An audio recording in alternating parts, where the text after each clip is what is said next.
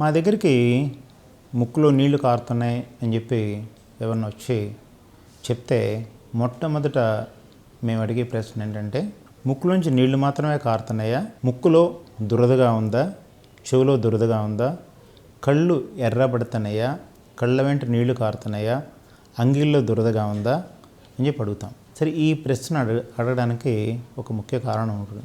తర్వాత దానికంటే ముందు ఒక ముక్కులోంచి కారుతుందా, రెండు ముక్కులోంచి కారుతుందా నీరు అని అడుగుతుంటాం. తర్వాత ఇవి సాధారణమైన ప్రశ్నలు.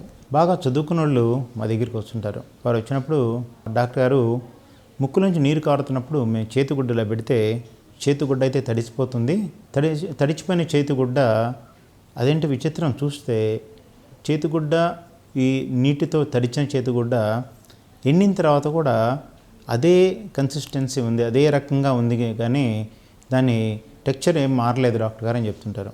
మారని చేతిగుడ్డ ఉంటే కొంచెం మనం ఆలోచించాల్సిన విషయం అది, ఎందుకని నేను ముందు చెప్తాను. తర్వాత డాక్టరు నా దగ్గర టిష్యూ పేపర్స్ బండిల్స్ పెట్టుకుంటానండి, పక్కన పెట్టుకుంటాను, ముక్కు నుంచి కారుతూ ఉంటుంది, ఇది తుడిచేసి అతలు పడేస్తుంటాను.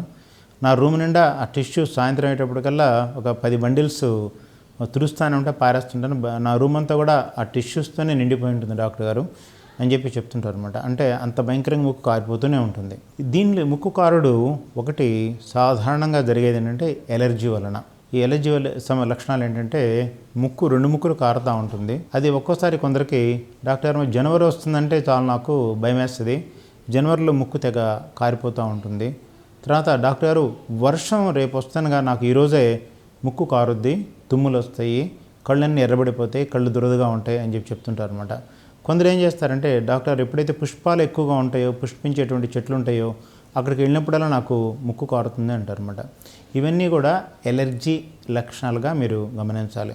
ఈ ఎలర్జీ ఒక్కొక్కరికి కాటన్ బట్టలు వేసుకుంటే ఎలర్జీ రావచ్చు, ఒక్కొక్కరికి తలకి రంగు వేసుకుంటే ఎలర్జీ రావచ్చు, కొందరు ప్రాన్స్ తింటే ఎలర్జీ రావచ్చు, తర్వాత కోడిగుడ్లు తింటే ఎలర్జీ రావచ్చు, టమాటో తింటే ఎలర్జీ రావచ్చు, లేకపోతే వంకాయ తింటే ఎలర్జీ రావచ్చు, అంటే ఆకుకూరలు కానీ. తర్వాత పాలు కూడా చాలామందికి ఈ మధ్య టెస్ట్ చేస్తుంటే చిన్నపిల్లల్లో సాధారణంగా ఎలర్జీ వచ్చేది ఏంటంటే పాలు. తర్వాత పెద్దవాళ్ళల్లో కోడిగుడ్డు కూడా ఎలర్జీ రావచ్చు. ఈ రెండు కాకుండా ఇంకా ఎక్కువగా ఎలర్జీ వచ్చేది అంటే వేరుశెనగ పప్పు. ఈ మూడు చాలా ఎలర్జీ, అంటే చాలామంది ఎక్కువ మంది మేము టెస్టులు చేస్తుంటాం అనమాట. మా దగ్గరికి వచ్చిన వాళ్ళు టెస్ట్ చేస్తుంటే ఇవన్నీ ఎక్కువగా ఎలర్జీ వచ్చినట్టుగా చెప్తూ ఉంటారు. తర్వాత మీరు వారిని అడుగుతుంటారు, అమ్మని కానీ లేకపోతే వాళ్ళ నాన్నగారిని కానీ, అమ్మ బాబు పిల్లలు పడుకునేటువంటి రూము చక్కగా నీట్గా ఉంటుందంటే, చాలా నీట్గా సర్ది పెట్టేస్తాను డాక్టర్ గారు, ఏముండదంటే, అమ్మ ఒకసారి చిమ్మినప్పుడు ఆ దుమ్ము ధూళి లేకుండా చూసుకోండి అంటే. దుమ్ము ధూళి ఏంటి, దానివల్ల ఎలర్జీ వస్తుందా? తప్పకుండా. అది సాధారణంగా సర్వసాధారణంగా ఇప్పుడు ఈ టేబులే ఉందండి, ఈ టేబుల్ కింద ఉండే దుమ్ముని ఎవరు తుడవగలరు? వ్యాక్యూమ్ మిషన్ పెట్టి లాగితే తప్పితే ఆ దుమ్ము బయటికి రాదు. అందరూ వ్యాక్యూమ్ క్లీనర్స్ వాడతారా? లేదు, వాడరు. దుమ్ము కింద పేరుకుంటే దాని లోపల ఒక పురుగు పెరుగుద్ది. ఈ దుమ్ముని ఏమంటారంటే హౌస్ డస్ట్ అంటారు. దాంట్లో పెరిగేటువంటి పురుగుని హౌస్ డస్ట్ మైట్ అంటారు. అచ్చ తెలుగులో మాట్లాడాలంటే దాన్ని తవిట పురుగు అంటారు. ఇంట్లో పెరిగేటువంటి పేరుకునేటువంటి దుమ్ము వల్ల, ధూళి వల్ల ఎలర్జీ ఎక్కువగా వస్తుంది. దాంట్లో పెరిగేటువంటి తవిట పురుగు హౌస్ డస్ట్ మైట్, దీనివల్ల కూడా ఎలర్జీ ఎక్కువగా వస్తుంది. ఇవన్నీ మీకు కనిపించవు. డాక్టర్ అసలు మా ఇంట్లో అసలు దుమ్ము అసలు ఉండడానికి ఆస్కారం లేదు డాక్టర్ గారు అంటారు. కొందరు ఏం చెప్తున్నారంటే, డాక్టర్ కొత్తగా మేము ఇల్లు మారామండి, ఇల్లు మారుతుంటే పక్కన పెద్ద పెద్ద కన్స్ట్రక్షన్ జరుగుతున్నాయి, పెయింటింగ్స్ కూడా జరుగుతున్నాయి, పెయింటింగ్స్ జరగడం వల్ల ఆ కన్స్ట్రక్షన్ వల్ల నాకు ఎలర్జీ వచ్చేసింది, అంతకుముందు అసలు ముక్కు దిబ్బడంటూ నాకు తెలియదండి అని చెప్పి చెప్తుంటారు. ముక్కు కారడం అంటూ తెలియదండి, ముక్కు దిబ్బడంటే తెలియదండి. మరి ఇవన్నీ కూడా ఎలర్జీ లక్షణాలు. నీరులాగా కారి తర్వాత అది చిక్కగా మారి చీము రూపంలో కూడా కారుతూ ఉంటుంది. చిక్కగా మారినప్పుడు ఈ నీరులా కారితే ఎలర్జీ వల్ల లేకపోతే వైరస్ వల్ల కూడా నీరులాగా కారవచ్చు. ఇప్పుడు ఈ టైంలో మనకేంటంటే ఇన్ఫ్లుయెంజా వైరస్ ఉంది. ఈ ఇన్ఫ్లుయెంజా వైరస్ వల్ల కూడా ముక్కు ధారగా నీరులాగా కారవచ్చు. తర్వాత మరి ఈ వైరస్ ఎలా, ఇంట్లో దుమ్ము ధూళి గురించి మాట్లాడుకున్నాం, మనం తినేటువంటి ఆహార పదార్థాలు ఎలర్జీ క్రియేట్ చేయొచ్చని చెప్పాను. వైరస్ మనం గాలి తీసుకున్నటువంటి ముక్కులో నుంచి అవతల వాళ్ళు మాట్లాడినప్పుడు కొందరు మాట్లాడితే తుప్పరు వచ్చేస్తుంటుంది. కొందరు మాట్లాడేటప్పుడు ఏమి తుప్పరు రావట్లేదు కదా, ఎలా ఉండి వారు దగ్గలేదు, తుమ్ము లేదు, మరి మాట్లాడితేనే మాటల వల్లే వచ్చేస్తుంది. మనం మాట్లాడేటప్పుడు ఏం కావాలి, మనకి నాలుక పెదాల కదలిక కావాలి, దాంట్లో లాలాజలం ఊరుతూనే ఉంటుంది.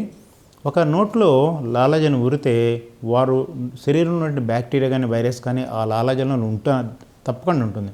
ఇలా మాట్లాడినప్పుడు మనకు కనిపించకుండా ఈ రేణువులన్నీ కూడా ఎదుటి ఉన్న వాళ్ళ దగ్గరికి వెళ్ళిపోతాయి అన్నమాట. వెళ్ళిపోయి వాళ్ళు పీల్చుకుంటారు. అది పీల్చుకున్నప్పుడు వారి శరీరంలో ఎంటర్ అయిపోతుంది. ఇంత సాధారణంగా చాలా సింపుల్గా వైరస్ డిసీజెస్ అన్నీ కూడా ఒక వ్యక్తి నుంచి ఇంకో వ్యక్తికి వెళ్ళిపోతుంటాయి. సరే, పిల్లలు ఉంటారు పాపం, వాళ్ళకి పసిపిల్లలకి ఏమీ తెలియదు, తుమ్ముతారు, తుమ్మితే పోయి చీమిడి ఎదుటి పిల్లల మీద కూడా పడిపోద్ది. సరే, వాళ్ళు దగ్గుతారు, దగ్గినప్పుడు పోయి ఉమ్ము కూడా ఇతరుల మీద ఎదురు ఎవరుంటే వాళ్ళ మీద పడిపోతూ ఉంటుంది. పెద్దవాళ్ళు కూడా ఒక్కోసారి అంతే, ఇలా చేయి పెట్టుకొని దగ్గాలని కానీ ఇలా చేయి పెట్టుకొని తుమ్మాలని కానీ అవి కూడా తెలియదు. ఇలా చేసినప్పుడు ఎదురుగా వెళ్ళిపోయి పడిపోతుంటాయి. అందుకని దయచేసి కర్చీఫ్ అది తడిచినా కూడా అది దాని మెత్తదనం అలానే ఉందండి అని చెప్పి అన్నారు. మరి ఇంకో రకంగా తర్వాత చెప్తానన్నారు. ఇప్పుడు చెప్పండి అంటే, ఆ హ్యాండ్ కర్చీఫ్ ఏమవుతుందంటే, మనం ఒక గంజి పెడితే ఎలా గంజి పెట్టినటువంటి గుడ్డ ఎలా ఉంటుందో అలా మారుతుంది. అలా మారటం ఏంటంటే, ముక్కులో చీమిడి దాని మీద గడ్డగట్టి గంజి పెడితే ఎలా ఉంటుందో బరకగా ఎలా ఉంటుందో హ్యాండ్ కర్చీఫ్ అలా ఉంటుంది. ఇందాకటేమో నీరు కారినప్పుడు అది హ్యాండ్ కర్చీఫ్ అసలు మెత్తగానే ఉంటుంది అనమాట. ఈ బరకగా గంజి పెట్టినట్టుగా కాదు. గంజి పెట్టినట్టుగా తయారైందంటే ముక్కులోంచి చీమిడి దాని మీద వచ్చేసి అది గంజి పెట్టినట్టుగా గట్టిగా తయారవుతుంది హ్యాండ్ కర్చీఫ్ అనమాట. సో ఇది సాధారణంగా ముక్కులో ఉండేటువంటి ఇన్ఫెక్షన్ వల్ల కావచ్చు, సైనస్లో ఉండేటువంటి ఇన్ఫెక్షన్ వల్ల కావచ్చు, ఈ రెంటి వల్ల కూడా ఈ బరకగా తయారవుతుంది హ్యాండ్ కర్చీఫ్. మరి మెత్తగా ఉండేటువంటి హ్యాండ్ కర్చీఫ్ చాలా డేంజరస్. ఇది బరకగా గంజిలాగా పెట్టినటువంటి హ్యాండ్ కర్చీఫ్ వల్ల చీమిడి కారుతో దానివల్ల డేంజర్ కాదు అని చెప్పారండి. ఏంటంటే మెత్తగా ఉంటే హ్యాండ్ కర్చీఫ్ దాని నేచర్ కోల్పోకుండా అలానే ఉంటే అది కొంచెం డేంజర్ అనే పదం వాడుతున్నారు. ఏంటండి అంటే, మెదడు చుట్టూ ఉండేటువంటి నీరు దాన్ని CSF అంటారు, సెరిబ్రో స్పైనల్ ఫ్లూయిడ్. ఈ మెదడు ఉంటే మెదడు చుట్టూ నీరు ఉంటుంది, నీటి చుట్టూ పొరలు ఉంటాయి. ఎప్పుడైతే మాకు ముక్కుకి మెదడుకి చాలా సంబంధం ఉంటుంది. ఏంటంటే, చాలా పలుచటి ఎముక ఈ మెదడు చుట్టూ ఉండే పొరల్ని మధ్యలో ఉండే నీటిని సపరేట్ చేస్తూ ఇక్కడ ఉంటుంది అనమాట. ఎప్పుడైతే ఇక్కడ దీంట్లో బీపీ పెరిగిందో, అంటే ఇదేంటంటే శరీరంలో బీపీ పెరుగుద్దని విన్నాం కానీ మెదడులో కూడా బీపీ పెరుగుద్దని అంటే అవునండి, మెదడులో కూడా రక్తపోటు పెరగడానికి అవకాశం ఉంటుంది. ఈ రక్తపోటు పెరిగినప్పుడు ఏమవుతుందంటే ఎముక చిట్లుతుంది, ఎముకకి రంధ్రం పడుతుంది. రంధ్రం పడినప్పుడు ఈ ద్రవం మెదడు చుట్టూ ఉండే ద్రవం ముక్కులోంచి బయటకు కారుతూ ఉంటుంది. అది కుడి ముక్కు కావచ్చు, ఎడమ ముక్కు కావచ్చు, రెండు ముక్కులు కూడా కావచ్చు అనమాట. ఏ ముక్కులోంచి కారినా కూడా అది CSF, సెరిబ్రో స్పైనల్ ఫ్లూయిడ్ అని చెప్పి గుర్తుపెట్టుకోవాలన్నమాట.